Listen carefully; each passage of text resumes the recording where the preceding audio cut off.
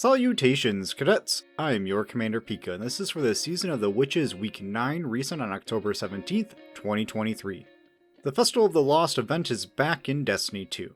Head to Ava Levante in the tower to dive into this Halloween-themed spooky event to wear festive masks and earn plenty of candy and loot. This year's event sees quite a shakeup. Haunted Lost sectors now have a match-made legend version to earn even more loot. Eva has a new Eerie Ingram currency so the player can focus event weapons and exotic armor pieces they have yet to discover, there's new lore to earn, and there's a snazzy new all-black memento for all you brooding types. Plus, all the event weapons got a perk refresh, along with the new heavy grenade launcher at Cosmic joining the mix. Like all events, make sure to follow the challenges in the event card to earn more loot and expect a full guide soon. Season of the Witches story did conclude, but we got another radio message in the helm, this time between the Drifter and Imaru. For our normal reset information, this week's Nightfalls have double loot, and you can earn bonus Vanguard reputation. In the Crucible, the weekly rotators are Rift and Momentum Control, and Checkmate Rumble is now live in Crucible Labs for testing.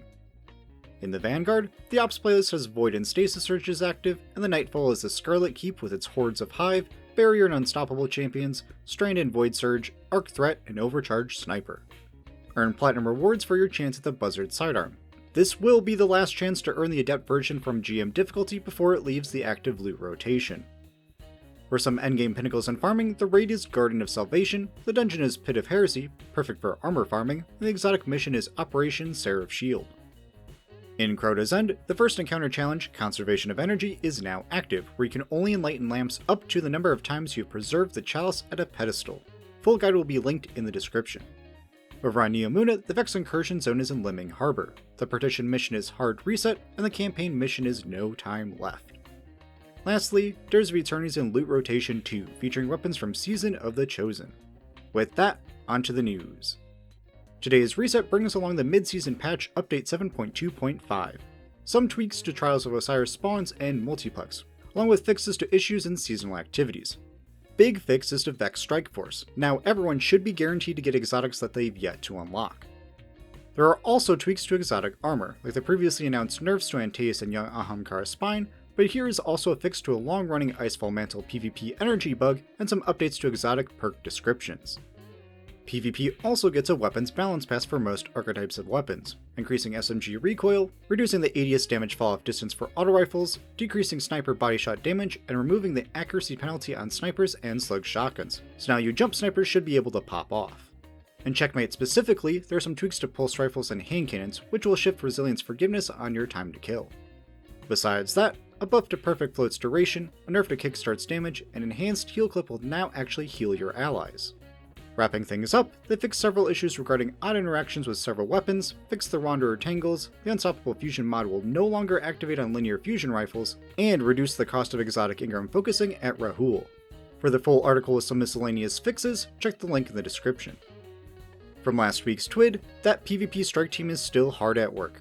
Coming soon will be more changes to the Checkmate modifier, like tweaks to Resil gates of time to kills for popular weapons, reducing heavy spawns, and Control and Survival both coming back for another round of testing later this season. On the horizon, next season will see a reorganization of Crucible playlists, changes to competitive Crucible, like the addition of competitive weapon focusing, so you'll be able to farm for that God Roll Rose, tweaks to trial flawed card rewards, and more game mode testing with the Checkmate modifier. To celebrate the recent crafting bug, all players that were logged in at the time will get a special emblem next season, with hints that maybe something else will come that's inspired by this past event. And the best news for some, next season will see all Sparrows have their max speed increased to match that of the always-on-time Sparrow. So express yourself with the Sparrow that you like most. Lastly, Banshee.net's groups features being retired as it isn't a popular or relevant site feature. Alright, how about that vendor loot?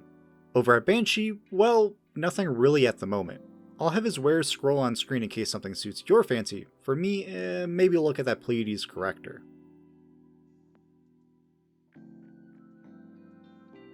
Over at 801, her weekly shaders are Genotype Null 0, the rare Flowers of Io Worn, and Dead Orbit's Fate. And for you Warlocks and Titans, Ada has you covered on some armor that you might consider for your builds.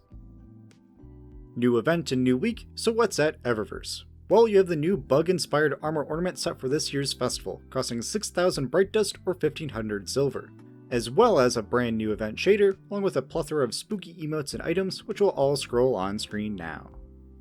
With that, go enjoy those haunted lost sectors. It's a time to relax, have fun, and get some unique loot. If it isn't your jam, then take a break. Don't force yourself. But if you are new to the game and want an easier way to get loot and exotics, then check out the event.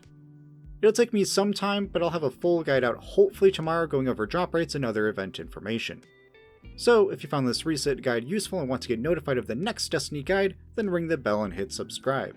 And if you want to meet other spooky guardians, explore those lost sectors, or learn to raid, then swing by the Sundog Gaming Discord.